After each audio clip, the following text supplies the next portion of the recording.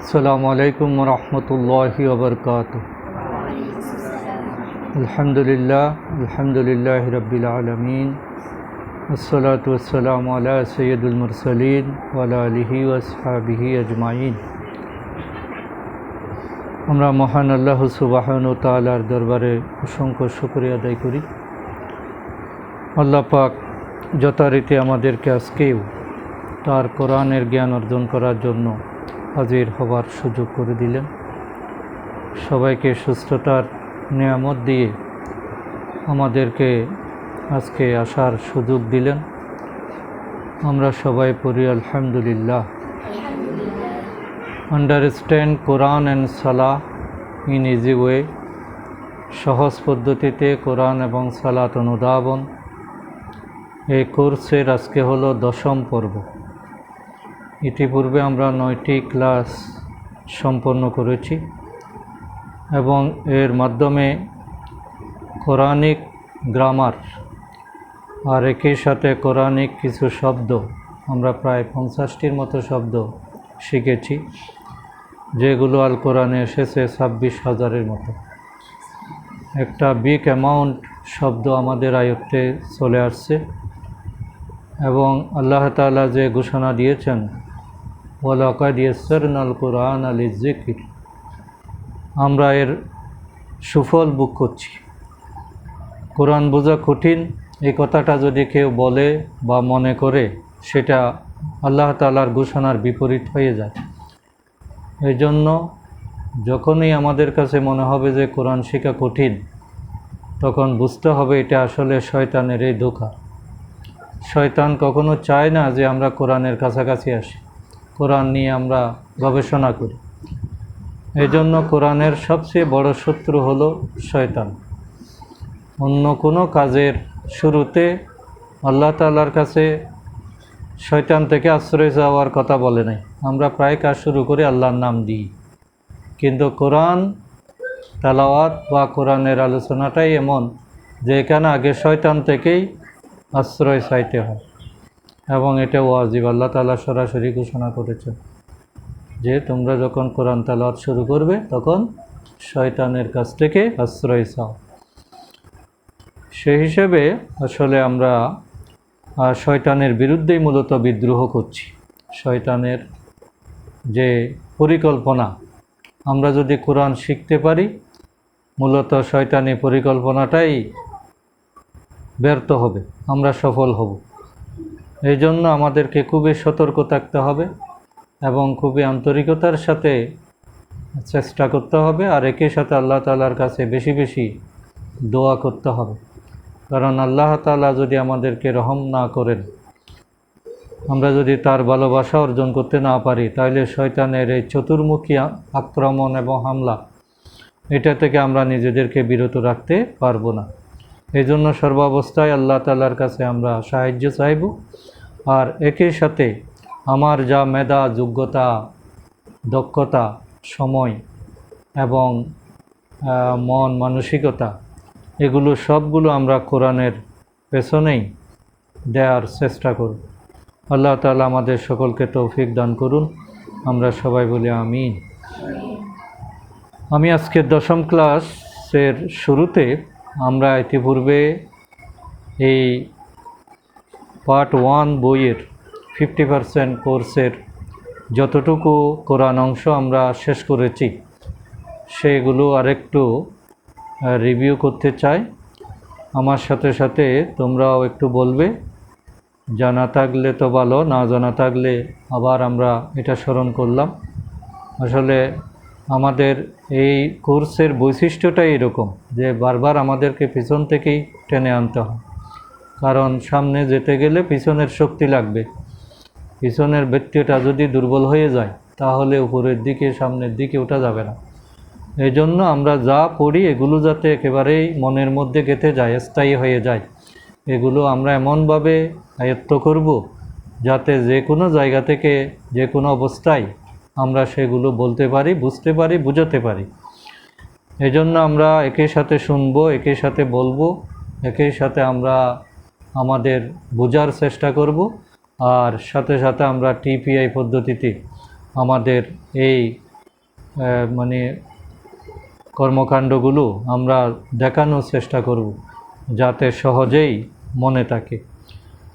তো এখন আমি আগের কোরআন অংশটা একটু রিভিউ করছি, এরপরে আজকে নতুন গ্রামার আমরা ইনশাআল্লাহ জানার চেষ্টা করব। আমরা শুরু করছিলাম কোরআনের অংশটা আউযু বিল্লাহি মিনাশ শাইতানির রাজিম। আউযু মানে আমি আশ্রয় চাচ্ছি, মানে হলো আমি, উযু মানে হলো আশ্রয় চাওয়া। তাইলে এমনি আমি অর্থ হলো আনা, এই আনার নাটা বাদ গেছে এখানে, শুধু আটা দিয়েই আমি বুঝাচ্ছি। আর ওটা যদি নাউজু হয় তখন হয়ে যাবে আমরা আশ্রয় চাচ্ছি বললে নাউজু, আর আমি আশ্রয় চাচ্ছি আউজু। বিল্লাহি আল্লাহর নিকট, মিনাশ শয়তানি শয়তান হতে, মিনাশ শয়তানির রাজিম বিতাড়িত, আর রাজিম মানে হলো বিতাড়িত, যাকে বিতাড়িত করা হয়েছে। এই যে আমরা আউযু বিল্লাহি মিনাশ শাইতানির রাজিম বললাম, এটার একটা আরবি পরিভাষা আছে। কি বলা হয় এটাকে? তাউজ। আরবি অফিসিয়াল একটা শব্দ হলো তাউজ। তাউজ মানে হলো আউযু বিল্লাহি মিনাশ শাইতানির রাজিম। আমাদের দেশে বলে যে আউযু বিল্লাহ বিসমিল্লাহ পড়ো, কিন্তু দুইটারই আরবি একটা নাম আছে, অফিসিয়াল নাম আছে। তাহলে আউযু বিল্লাহর আরবি টার্ম কি? তাউজ, এটা মনে রাখতে হবে। এবং বিসমিল্লাহকে বলে তাসমিয়া। তাহলে তাউজ এবং তাসমিয়া এগুলো হলো কোরআন তেলাওয়াতের শুরুতেই করতে হয়। বিশেষ করে তাউজটা খুবই জরুরি, এটা করতেই হবে, এটা না করলে কবিরা গুনাহ হবে। আর বিসমিল্লাহ সব কাজের শুরুতে আছে, সেই হিসাবে কোরআনের শুরুতেও এটা বলতে হয়। তাহলে আমরা এই তাউজটা কোরআনে এসেছে, এখানে যে শব্দগুলো আমরা বললাম আউযু বিল্লাহি মিনাশ শাইতানির রাজিম, এই শব্দগুলো কোরআনে সর্বমোট ৬,৩৩৯ বার ব্যবহৃত হয়েছে। শুধু একটা লাইনের মধ্যেই আমরা ৬,০০০-এর উপরে শব্দ পেয়ে যাচ্ছি। বিভিন্ন আঙ্গিকে এগুলো বারবার ব্যবহৃত হয়েছে। বা ব্যবহৃত হয়েছে, আল্লাহ ব্যবহৃত হয়েছে, মিন ব্যবহৃত হয়েছে, এভাবে হিসাব করে এটা পাওয়া গেছে। আর বিসমিল্লাটা কোরআনে এসেছে সর্বমোট, বিসমিল্লার মধ্যে যে শব্দগুলো এগুলো এসেছে ২৭৮ বার। আমরা বিসমিল্লার অর্থটা জানি, বিসমিল্লাহি, বিসমি মানে কি? নামের সহিত। আল্লাহ, আল্লাহর নামের সহিত। বিমানির সাথেই ইসমি মানি নাম, তাহলে নামের সাথে, আল্লাহর নামের সাথে। আর রহমানির রহিম, পরম করুণাময় অশেষ দয়াবান। আসলে রহমান এবং রহিম, রহামিম, এই তিনটা হলো মূল শব্দ। রহম বা রহমত যেটা, ওখান থেকে রহমান এবং রহিম শব্দগুলো এসেছে। রহমান শব্দটা তীব্রতা প্রকাশ করে, আর রহিম শব্দটা অবিচ্ছিন্নতা প্রকাশ করে, কন্টিনিউয়াস, যেটা আল্লাহর দয়া পাওয়া যায়। আর রহমানটা হলো অপুরন্ত দয়া, যেটার কোনো সমাপ্তি নেই। আল্লাহ তাআলার অসীম গুণাবলীর অন্যতম গুরুত্বপূর্ণ গুণাবলী হলো তিনি রহমান এবং রহিম। তাহলে এই দুটো শব্দ আমাদের কাছে ক্লিয়ার। আমরা আরেকটু বলি, আউযু আমি আশ্রয় চাচ্ছি, বিল্লাহি মিনাশ শাইতান রাজিম, বিসমিল্লাহি আর রহমান আর রহিম। আমরা শুরু করছি যেটা বলি, আল্লাহর নামে শুরু করছি শব্দটা এখানে নেই, ওটা এমনি বোঝার জন্য বলা হয়। এরপরে আমরা সূরা ফাতিহা। ফাতিহা শব্দের অর্থ কি? খোলা বা স্টার্ট করা, উদ্বোধন করা। এটা দিয়ে কোরআন শুরু হয়েছে এবং ফাতিহাতে মোট আয়াত আছে কয়টি? 7টি। আর এটি হলো কোরআনের প্রথম পূর্ণাঙ্গ সূরা। এর আগে বিভিন্ন বিচ্ছিন্ন আয়াত নাজিল হয়েছে। প্রথমে সূরা আলাকের 5টি আয়াত, এরপরে অন্যান্য আয়াত, কিন্তু প্রথম পূর্ণাঙ্গ সূরা হিসেবে আল্লাহ তাআলা পাঠিয়েছেন সূরা ফাতিহা। এবং প্রত্যেক নামাজে এই ফাতিহাটা তেলাওয়াত করতে হয়, প্রত্যেক রাকাতে তেলাওয়াত করতে হয়। আলহামদু লিল্লাহি রাব্বিল, প্রতিপালকের, আলামিন, আলহামদুলিল্লাহি রাব্বিল আলামিন, সমস্ত প্রশংসা জগৎসমূহের প্রতিপালক আল্লাহ তাআলার জন্য। আর রহমানির রহিম, পরম করুণাময় অশেষ দয়াবান। মালিক ইয়াউমিদ্দিন, মালিক অর্থ মালিক, ইয়ৌম দিবস, আর দিন বিচার, অর্থাৎ কর্মফল দিবসের যিনি মালিক। ইয়াকা, শুধুমাত্র তোমারই, কা মানে তোমার, ইয়া মানে শুধুমাত্র, নাবুদু, আমরা ইবাদত করি, না দ্বারা আমরা ইবাদত করি। ওয়াইয়াকা, এবং ওয়া মানে এবং, ইয়া মানে শুধুমাত্র, কা এবং শুধুমাত্র আপনার, কা মানে আপনার। নাস্তাইন, আমরা সাহায্য চাই। তাহলে পুরো লাইনের অর্থ কি হবে?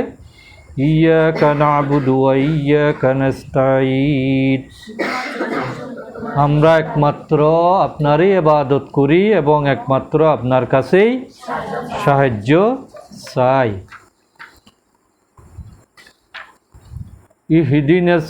ইহদিনা, আমাদেরকে দেখান, না মানে আমাদের, ইহদিনা দেখানো, আমাদেরকে দেখান, ইহদি মানে দেখানো, আর না মানে আমাদেরকে, ইহদিনা আমাদেরকে দেখান, সিরাত পথ, মুস্তাকিম সরল সঠিক।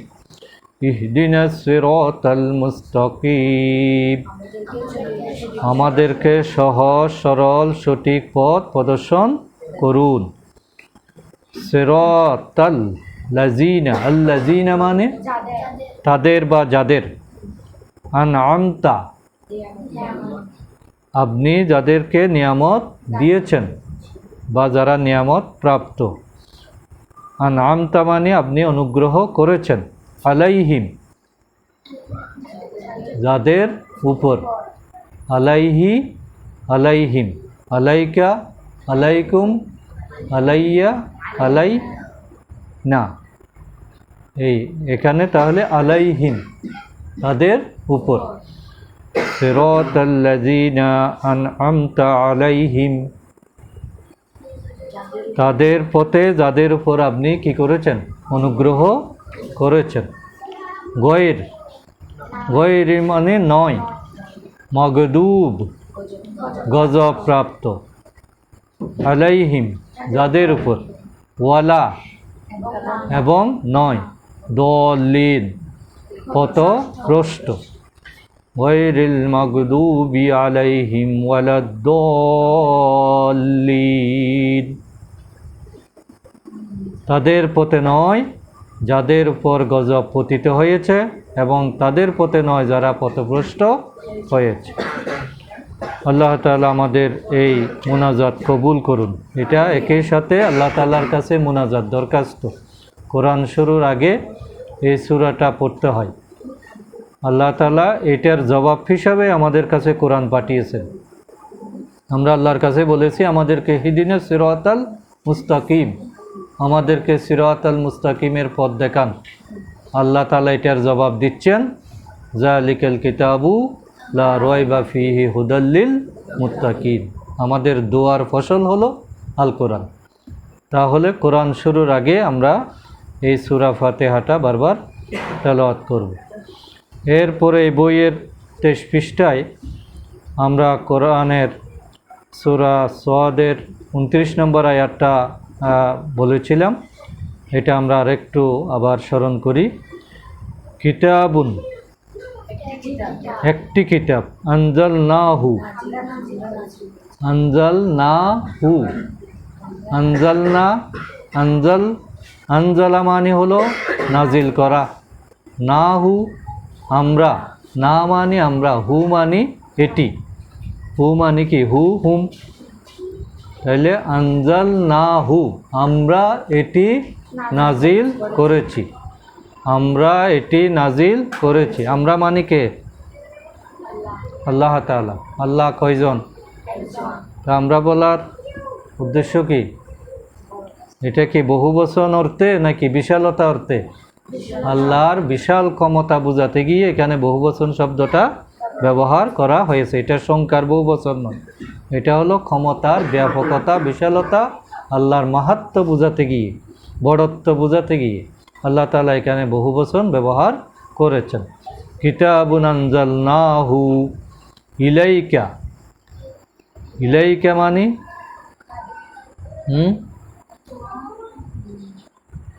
ইলাইকা কোথায় আসে?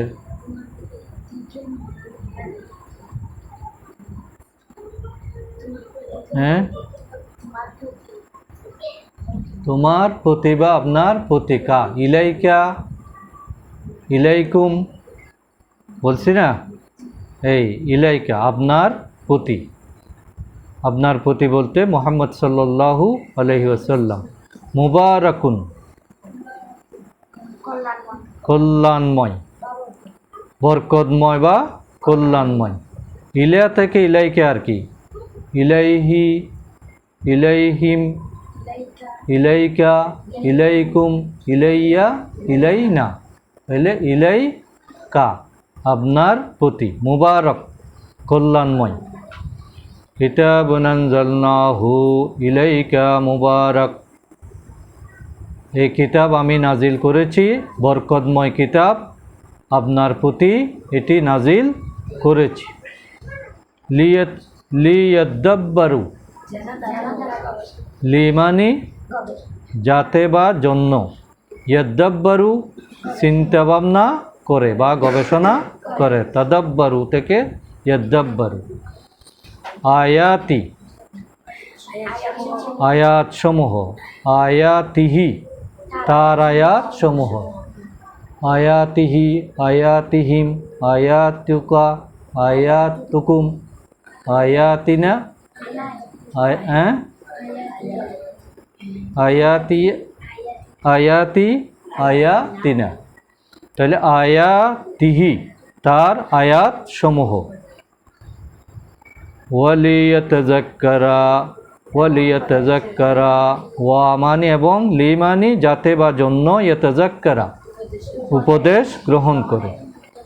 উলুল আলবাব বুদ্ধির অধিকারী ব্যক্তিগণ, যারা বুদ্ধিমান, যারা বুদ্ধিমান যারা, তারা যাতে এখান থেকে উপদেশ গ্রহণ করে। তাহলে পুরো আয়াতের অর্থ হচ্ছে কি? কিতাবুন আনজালনাহু ইলাইকা মুবারাকুন লিয়াদাব্বারু আয়াতিহি ওয়া লিয়াতাযাক্কারা উলুল আলবাব।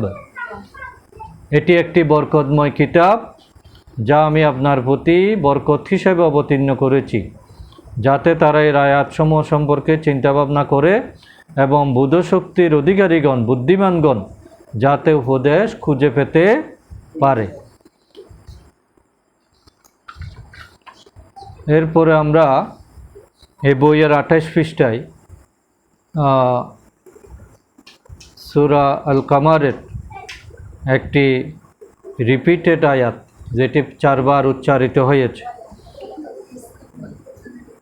আল্লাহ তাআলা কিছু কিছু আয়াত বারবার উল্লেখ করেছেন, যেমন সূরা রহমানে একটি আয়াত 33 বার উল্লেখ করেছেন। সেটা কোনটা?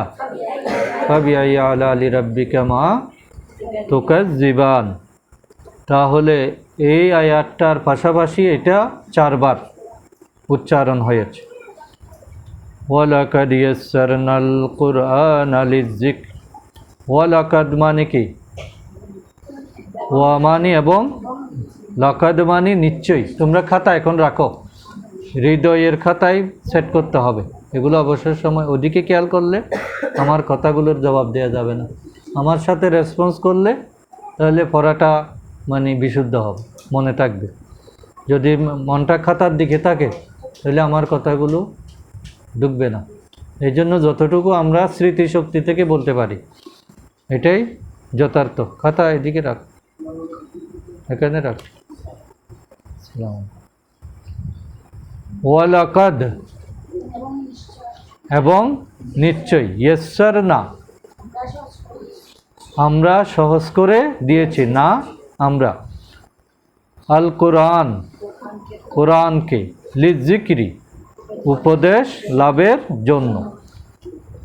ওয়ালাকাদ ইয়াসসারনাল কুরআনা লিযিকরি, অবশ্যই আমরা উপদেশ লাভের জন্য কোরআনকে সহজ করে দিয়েছি। এরপরে আমরা একটা হাদিস পড়েছিলাম, খয়রুকুম মানে কি? খয়ের মানে শ্রেষ্ঠ, কুম মানে তোমাদের, কুম তোমাদের মধ্যে শ্রেষ্ঠ, মান তাআল্লামাল কুরআনা, মান মানে যে, আর তাআল্লামাল শিখায় বা শিক্ষা দেয়, কোরআনা যে নিজে কোরআন শেখায়, শিখে, তাআল্লামা মানে শিখে, নিজে শিখে, ওয়াল্লামাহু এবং যে আরেকজনকে শেখায়। তাহলে খয়রুকুম মান তাআল্লামাল কুরআনা ওয়াল্লামাহু, তোমাদের মধ্যে শ্রেষ্ঠ সে যে নিজে কোরআন শেখে এবং অন্যকে শেখায়। এরপর আরেকটি হাদিস, ইন্নামাল আমালু, ইন্নামা মানে কি? প্রকৃতপক্ষে, প্রকৃতপক্ষে, আমালু কাজ, কাজ কাজসমূহ আর কি। আমালু কাজের বহু বছর, আমল থেকে আমালু কাজের, অর্থাৎ সকল কাজ। বিন্নিয়াত, বিন্নিয়াত মানে নিয়তের উপরে, অর্থাৎ নিয়তের উপরেই কাজের ফলাফল কি করে? নির্ভর করে। এরপরে আমরা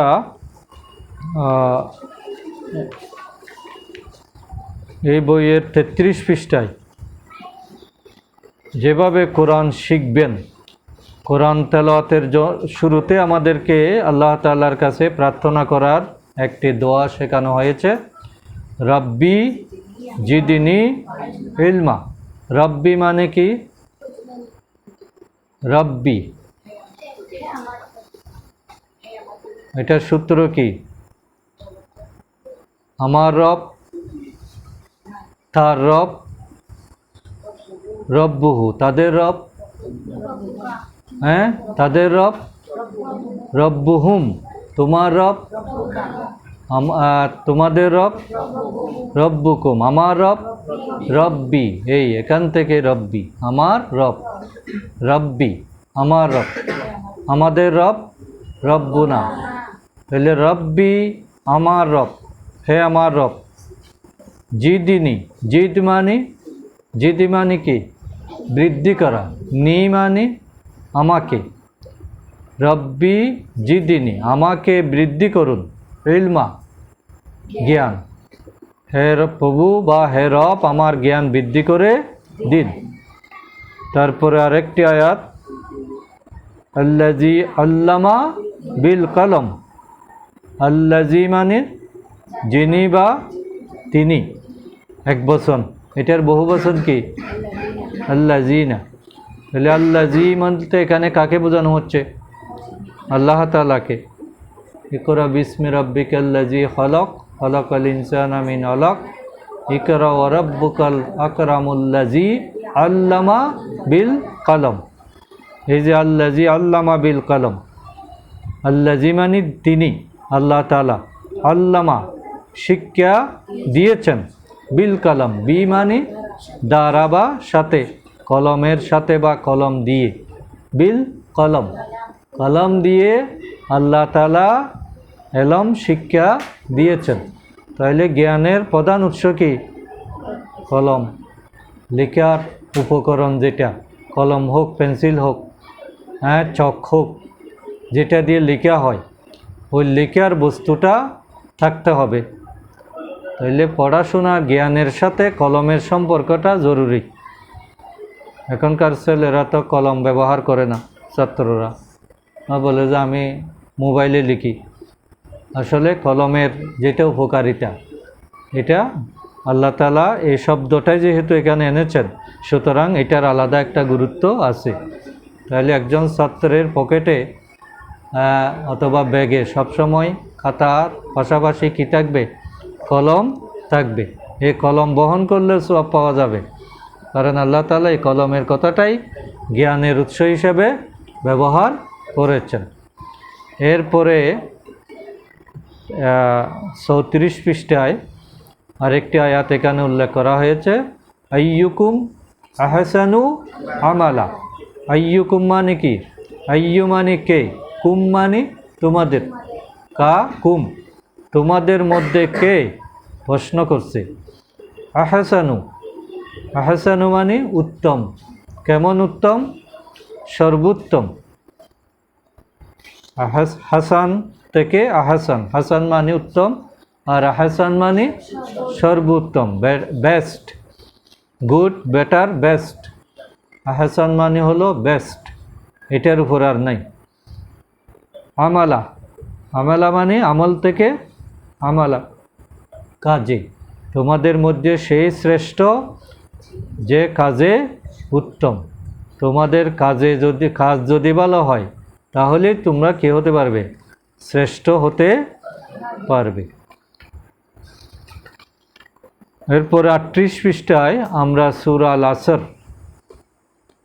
কোরআনুল কারীমের 103 নম্বর সূরা, যেখানে এটা আমরা বলেছি, এটার অর্থটা হলো ওয়াল আসর। ওয়াল মানে, ওয়া মানে কি? শপথ। ওয়া মানে আরেকটা এবং, আর এখানে হলো শপথ। আসর মানে সময়। এটা আসরের টাইমেও হতে পারে অথবা সময়ও হতে পারে। এমনি আসর নামে একটা সময় আছে কি না, যেটা সংক্ষিপ্ত, এই জন্য সেই অর্থেও এটা ব্যবহৃত হতে পারে। ওয়ালাস, সময়ের কসম বা সময়ের শপথ। ইন্না, নিশ্চয়। ইন্নাল ইনসানা, ইনসানা এটা কোন বচন? বহু বচন। ইনসান অর্থ মানুষ, ইনসানু মানব জাতি, মানব জাতি। আল ইনসান মানে হলো মানব জাতি, অর্থাৎ মানব সম্প্রদায়।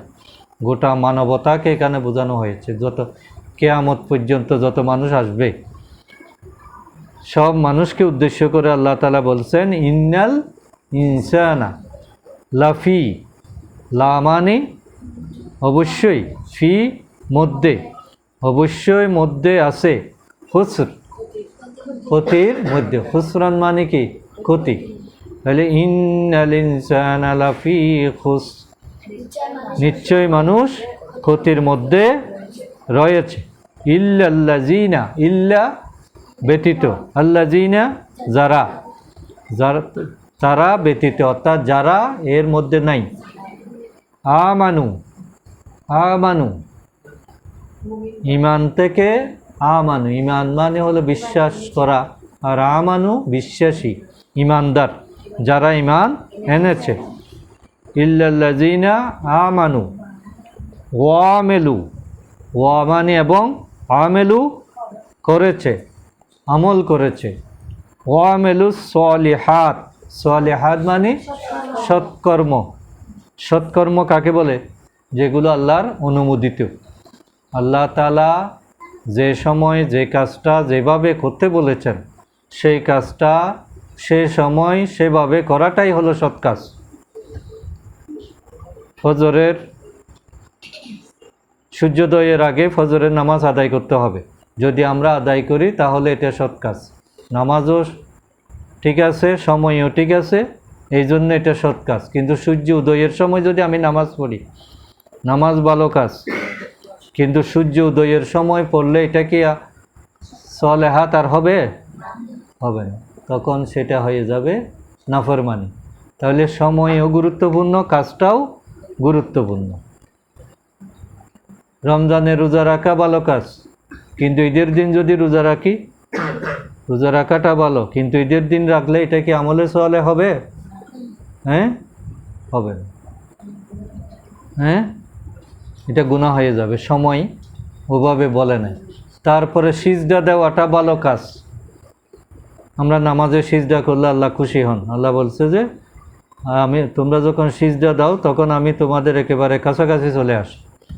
তোমরা আমার কাছে কোনো কিছু চাইলে সিজদার মাধ্যমে চাও। ওয়াজুদ ওয়াক্তারিব, সিজদা দাও, আমার নিকটে এসে যাও। কিন্তু সেই সিজদাটাও যদি আমি মাজারে গিয়ে দিই, তাহলে এটা কি আমলে সোয়ালে হবে নাকি গুনার কাজ হবে? তাহলে ভালো কাজটাও প্লেজবুল হওয়ার কারণে হলো না। আর যদি নামাজে সিজদা দিতে হয় 2টা, বলে যে সিজদা ভালো জিনিস, এই জন্য আমি 3টা করে দেব, তখন এটা কি আমলে সোয়ালে থাকবে নামাজে 3টা করে সিজদা দিলে? তাহলে আমলে সোয়ালে মানে হলো আল্লাহ তাআলা যখন যেই কাজ যেইভাবে যতটুকু যেই পদ্ধতিতে করতে বলেছেন সেটা সেভাবে করাটাই হলো আমলে সোয়ালে। আমাদের দেশে অনেকে বেদাত করে, কাজটা ভালো কিন্তু পদ্ধতি খারাপ, সময় খারাপ, আল্লাহ রসুলের দেখানো পথে নয়। এই জন্য ক্ষতি থেকে বাঁচার জন্য শুধু আমল করলে হবে না, সে আমলটা সৎ আমল হচ্ছে কিনা, আমলে সোয়ালে হচ্ছে কিনা, সোয়ালে হাত হচ্ছে কিনা, এটা খেয়াল রাখাটা জরুরি। এরপরে তাহলে ইল্লাল্লাযীনা আমানু, তারা ব্যতীত যারা ঈমান এনেছে, ওয়ামিলুস সালিহাত, এবং সৎ কাজ করেছে, ওয়া তাওয়াসাউ বিল হক, ওয়া তাওয়াসাউ মানে কি? তাওয়াসাউ মানে উপদেশ দেওয়া, ওয়া তাওয়াসাউ এবং উপদেশ দেয়। হক বিল হক, বিল মানে জন্য, বিল হককে সত্যের জন্য, অর্থাৎ সত্যের ব্যাপারে। ওয়া তাওয়াসাউ বিল হক, হকের ব্যাপারে। হক বলতে হক না হক এটা নির্ধারণও আল্লাহ তাআলার সিদ্ধান্ত অনুযায়ী হতে হবে। আল্লাহ যেটা হক বলেছেন সেটাই হক, আল্লাহ যেটা বাতিল বলেছেন সেটা বাতিল। ওয়া তাওয়াসাউ এবং আবার উপদেশ দেয়, বিসসাবরি, সবরের বা ধৈর্য ধারণের উপদেশ দেয়। তাহলে পুরো সূরার অর্থটা আমরা আরেকটু বলি, ওয়ালাস ইন্নাল ইনসানা লাফি খুসর, নিশ্চয় মানব জাতি ক্ষতির মধ্যে অবশ্যই নিমজ্জিত। ইল্লাল্লাযীনা আমানু ওয়া আমিলুস সালিহাত, তারা ব্যতীত যারা ঈমান এনেছে, সৎ কাজ করেছে, ওয়া তাওয়াসাউ বিল হক ওয়া তাওয়াসাউ বিস সাবর, যারা সত্যের উপদেশ দিয়েছে এবং ধৈর্য ধারণের উপদেশ দিয়েছে। এগুলো মনে রাখতে হবে, আমি একবার বলে যাচ্ছি। এরপরে সূরা আন নাসর 44 পৃষ্ঠা বইয়ের, এটা আমরা বলেছি ইজে মানে হলো যখন, যা আসবে, এখানে ফিউচার টেন্স। যা মানে এসেছিল, কিন্তু ইজা বলার কারণে ইজ মানে অতীতকাল, কিন্তু ইজা মানে হলো ভবিষ্যৎকাল। তাহলে প্রথমটা ভবিষ্যৎ হওয়ার কারণে পরবর্তীগুলো ভবিষ্যতে রূপ নিচ্ছে। ইজা যা, যখন আসবে, নসরুল্লাহ, নসর মানে কি? নসর মানে সাহায্য, নসরুল্লাহ আল্লাহর সাহায্য, ওয়াল ফাতহু এবং বিজয়, ওয়া মানে এবং ফাতহু মানে বিজয়। তাহলে ইজা যা নসরুল্লাহি ওয়াল ফাতহু, যখন আল্লাহর সাহায্য এবং বিজয় আসবে। ওয়ারাইতা, ওয়ারাইতা, ওয়ারাইতা, ওয়া মানে এবং রাইতা মানে আপনি দেখবেন, নাসা, ওয়ারাইতান নাসা, আপনি দেখবেন মানুষ, নাসা বহুবচন, হ্যাঁ, মানুষেরা। ইনসান থেকে নাসা, ইনসান হলো মানুষ বা মানব জাতি, আর নাসা মানে হলো মানুষেরা। ওয়ারাইতান নাসা, যখন দেখবেন, আপনি দেখবেন মানুষেরা ইয়াদখুলুনা, প্রবেশ করছে। এখানে ইয়া কেন আসছে? আজকের পড়ার মধ্যে এটা আছে, ইয়া কেন ব্যবহৃত হয়েছে। ইয়াদখুলুনা, প্রবেশ করছে। ফি দীনিল্লাহি, ফি মানে কি?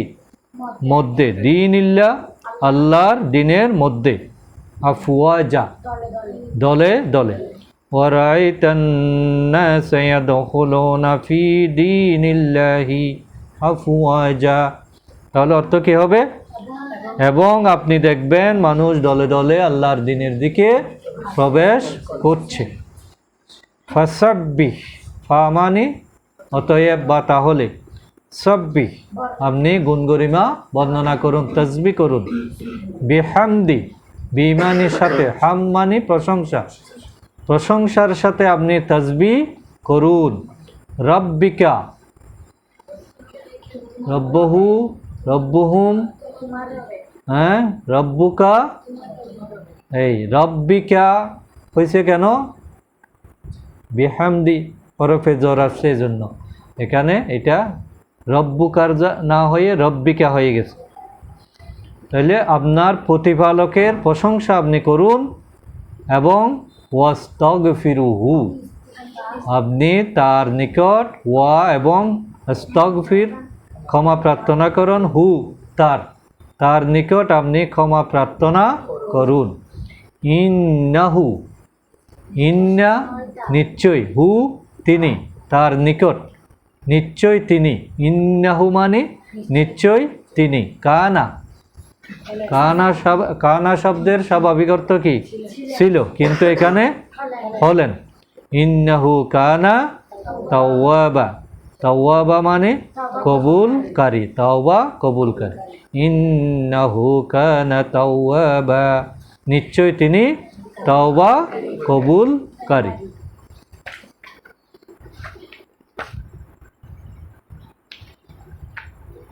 এই এতটুকু আমরা কোরআনের অংশটা শিখেছিলাম। আজকে 10ম ক্লাসে আমরা আরেকটি সূরা শুরু করব। এরপরে শেষের দিকে গ্রামাটিক্যাল বিষয়গুলো আমরা বলবো। আজকের সূরার পাঠটা হলো সূরা আল ইখলাস, 112 নম্বর সূরা। আমাদের সবচেয়ে জানা এবং বেশি পড়া হয় যে সূরাটা, এটা হলো সূরা আল ইখলাস। আল্লাহ তাআলার কথাই এই সূরাতে বলা হয়েছে। এই সূরাতে শুধু আল্লাহর কথা আছে, আর কারো কোনো কথা নেই। আল্লাহর পরিচয় এখানে তুলে ধরা হয়েছে। এই জন্য ইসলামের ইমানের বিষয় হলো 3টি: তাওহীদ, রিসালাত এবং আখিরাত। এই 3টে মিলেই ইমান হয়।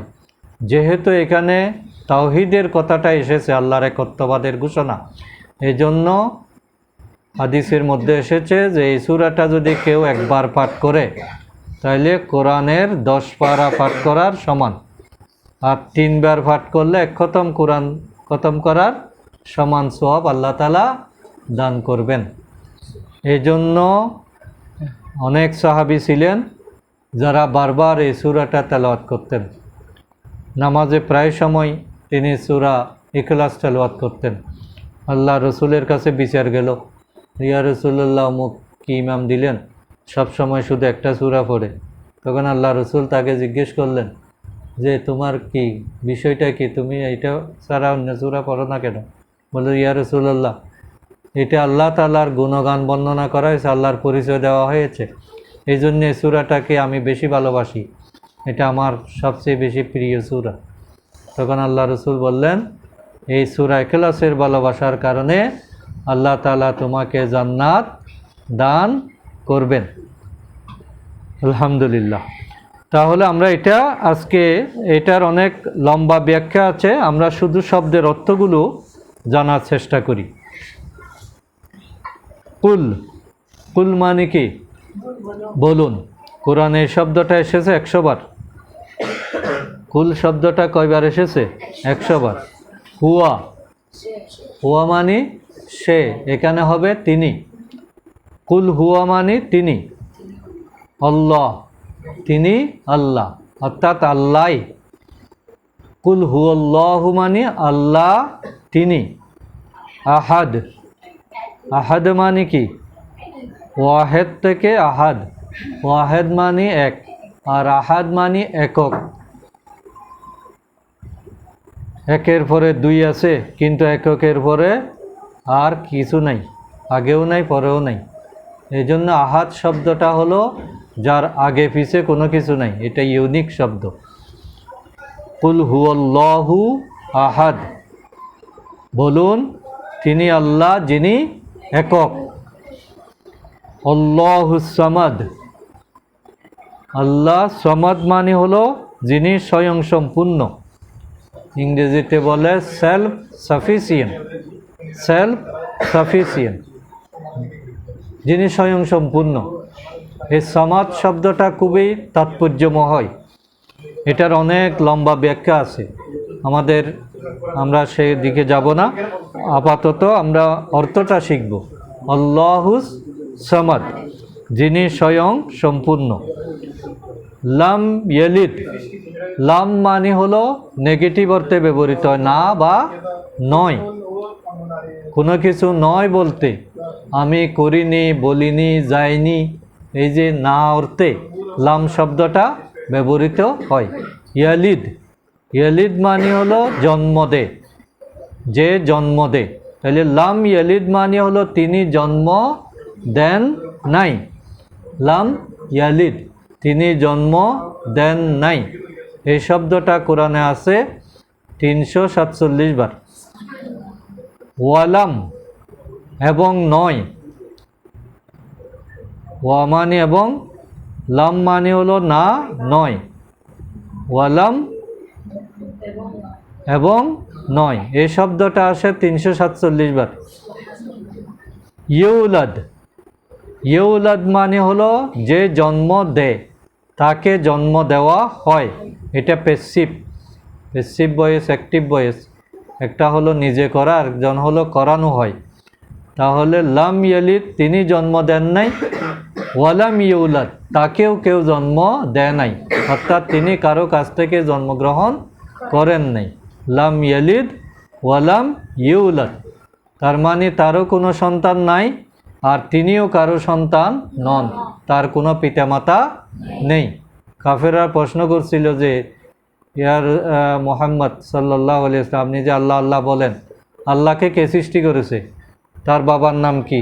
তার ছেলে মেয়ে কয়জন? এরকম তারা প্রশ্ন করছিল। আল্লাহ তাআলা তার জবাবে বলছেন যে কুল হুয়াল্লাহু আহাদ, হে রসুল আপনি তাদেরকে বলে দিন যে আল্লাহ একক। আল্লাহুস সামাদ, তিনি কারো মুখাপেক্ষী নন, তিনি স্বয়ং সম্পূর্ণ।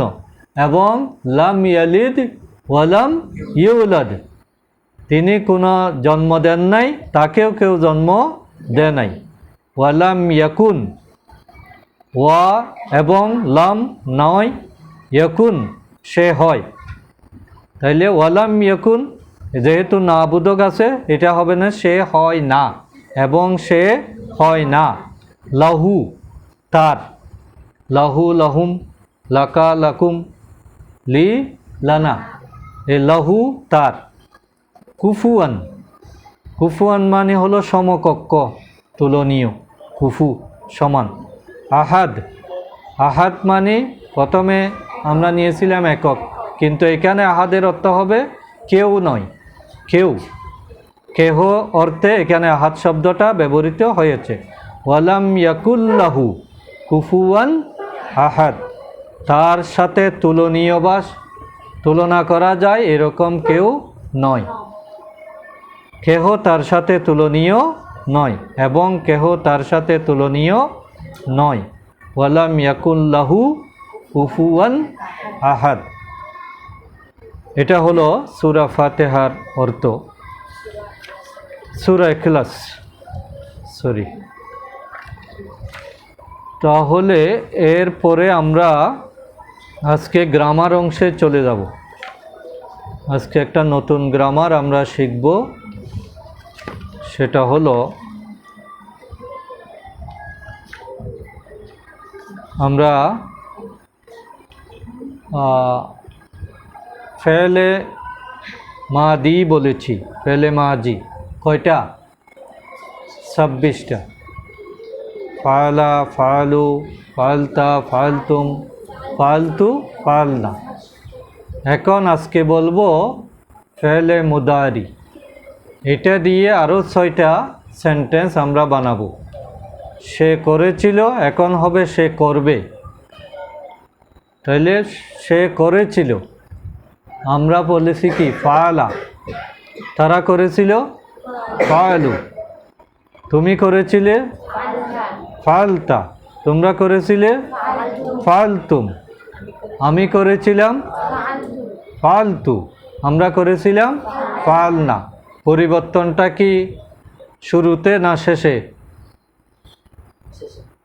অক্ষরে যেটা জবর, জের, পেশ, ওয়াও যেটা পরিবর্তন আসতেছে, এটা কি শেষে না ফালার শেষে নাকি শুরুতে? শেষে। তাহলে অতীতকালের পরিবর্তনটা হবে শেষে। ভালো করে মনে রাখো, অতীত মানে যেটা শেষ হয়ে গেছে, এটা দূরে চলে গেছে, আর ভবিষ্যৎটা সামনে আসতেছে। তাহলে সামনে আসলে আগে দেখা যায় নাকি পিছনেরটা আগে দেখা যায়? তাহলে ভবিষ্যতে আমরা যেটা দেখব বা আসবে, এটা সামনে আসবে। ওই পরিবর্তনটা সামনে হবে। অতীতের পরিবর্তনটা হয়েছে পেছনে, আর ভবিষ্যতের পরিবর্তনটা কোথায় হবে? মূল শব্দ হলো ফালা, ফা, আইন, লাম। এই 3টা পরিবর্তন করে আমরা অতীতকাল করেছি বিভিন্নভাবে। এখন আমরা ভবিষ্যতেও পরিবর্তনটা করব সামনে দিয়ে। সেই সামনে পরিবর্তনের জন্য 4টা অক্ষর আসবে। 4টা অক্ষর আসবে। সেই 4টা অক্ষর হলো কি কি?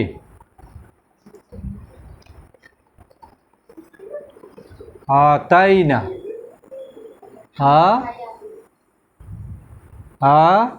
তা, ইয়া, নুন। আলিফ, ইয়া, তা, নুন। এই 4টা দিয়েই আমাদের ভবিষ্যৎকালের বাক্যগুলো গঠন হবে। তাহলে আমরা শুরু করি। প্রথমে অতীতকাল। অতীতকালে ফালা, সে করেছিল।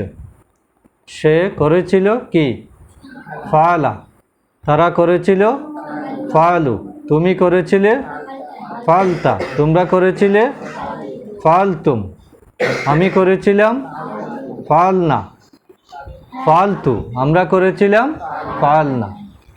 আমরা টিপিআই পদ্ধতিতে বলতে হবে ফালা, ফালু, ফালতা, ফালতু, ফালতুম, ফালতু, ফালনা। এভাবে আমরা ডান হাত 1 বচনের জন্য 1 আঙ্গুল, বহু বচনের জন্য 4 আঙ্গুল, থার্ড পারসনের জন্য ডান দিকে, সেকেন্ড পারসনের জন্য সামনে, ফার্স্ট পারসনের জন্য নিজের দিকে। একই কায়দায় এখন আমরা ভবিষ্যতেরটা দেখাবো। 1 বচনের জন্য 1 আঙ্গুল, বহু বচনের জন্য 4 আঙ্গুল।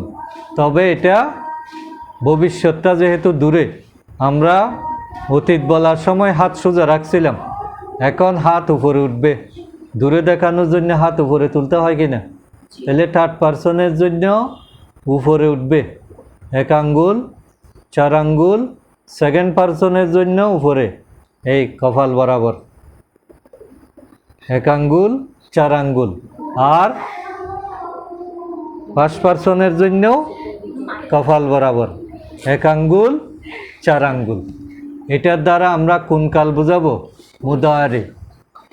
আমরা মাদি এবং মুদারে পাশাপাশি। এখন পার্থক্যটা খেয়াল করব। আজকে মাত্র আমরা কয়েকটা শব্দ বলবো, যে এই কয়েকটা শব্দের গঠন যদি তুমি বুঝতে পারো তাহলে অতীত এবং ভবিষ্যৎ নির্ধারণ করা একেবারেই পানির মতো সহজ। যেমন আমরা অতীতকালে বলেছি কি ফালা, ফালা মানে কি সে করে, সে করলো, তাইলে ফালা। সে করবে কি হবে ইয়াফআলু, ইয়া ফা জবর ইয়াফ এন জবর আ লাম পেশ লু, ইয়াফআলু, ইয়াফআলু। সে করেছিল ফালা, সে করবে ইয়াফআলু। এলে ফালার পাশে ডান দিকে শুরুতে কি আসছে ইয়া আসছে, ইয়াফআলু, ইয়াফআলু। সে করবে, তারা করবে, ইয়াফআলুনা, ইয়াফআলুনা, ইয়াফআলু, ইয়াফআলুনা। সে করবে, তারা করবে, ইয়াফআলু, সে করবে, ইয়াফআলুনা, তারা করবে। সে করেছিল ফালা, তারা করেছিল ফালু। সে করবে ইয়াফআলু, তারা করবে ইয়াফআলুনা। বুঝা যায়? তাহলে পার্থক্যটা কি? ওখানে হলো ফালা ফালু আর এখানে হলো ইয়াফআলু ইয়াফআলুনা। ইয়া আসছে, ইয়া ফালার সাথে ইয়া যোগ হয়েছে। আমি বলছি না ভবিষ্যতে ইয়া আলিফ তারপরে কি তা নুন এগুলো আসবে, তাহলে এখানে ইয়া আসছে। থার্ড পারসনে থার্ড পারসনের জন্য ইয়া যুক্ত হবে। ফালা সে করেছিল, সে করবে ইয়াফআলু। তারা করেছিল ফালু, তারা করবে ইয়াফআলুনা, ইয়াফআলু, ইয়াফআলুনা। সে করে ইয়াফআলু, তারা করে ইয়াফআলুনা। সে করে ইয়াফআলু, তারা করে ইয়াফআলুনা। তারপরে তুমি করেছিলে কি ফালতা, তুমি করেছিলে ফালতা। তুমি করবে, হ্যাঁ তুমি করবে কি হবে, হ্যাঁ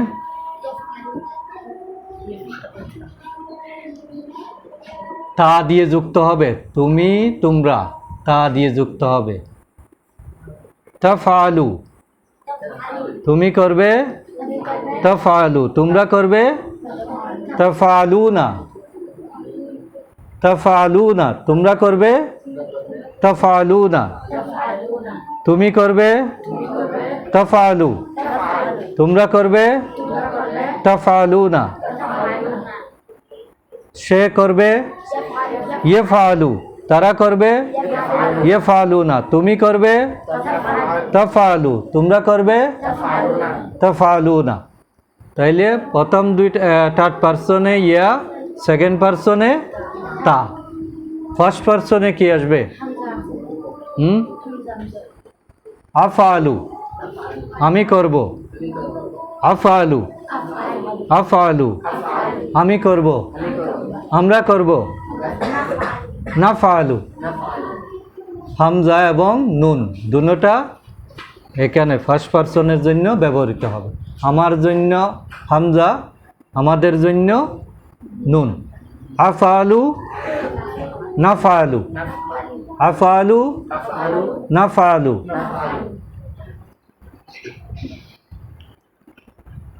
বুঝতেছ?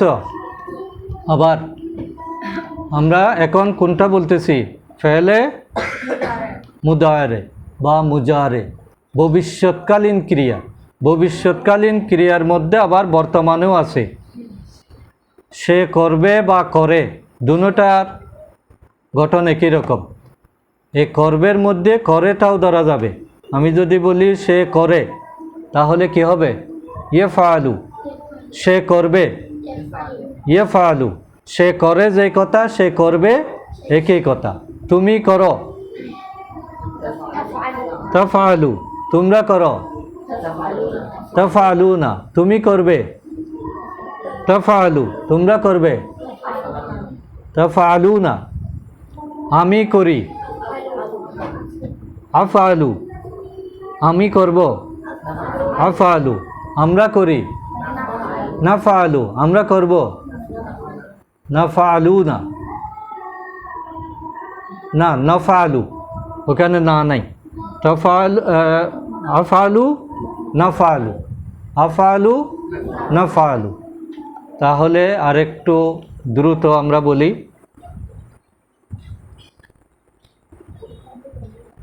সে করবে, ইয়েফআলু, তারা করবে, ইয়েফআলুনা, তুমি করবে, তাফআলু, তোমরা করবে, আমি করব, আফআলু, আমরা করব, নাফআলু, আমরা করব, আমি করব, তোমরা করবে,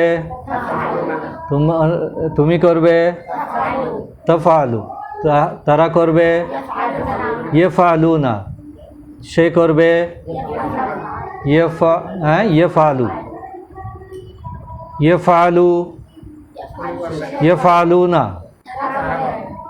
তাফআলু, তাফআলুনা, আফআলু, নাফআলু, ইয়েফআলু, ইয়েফআলুনা, তাফআলু, তাফআলুনা, আফআলু, আফআলুনা, আফআলু, নাফআলু, আমরা করব। এভাবে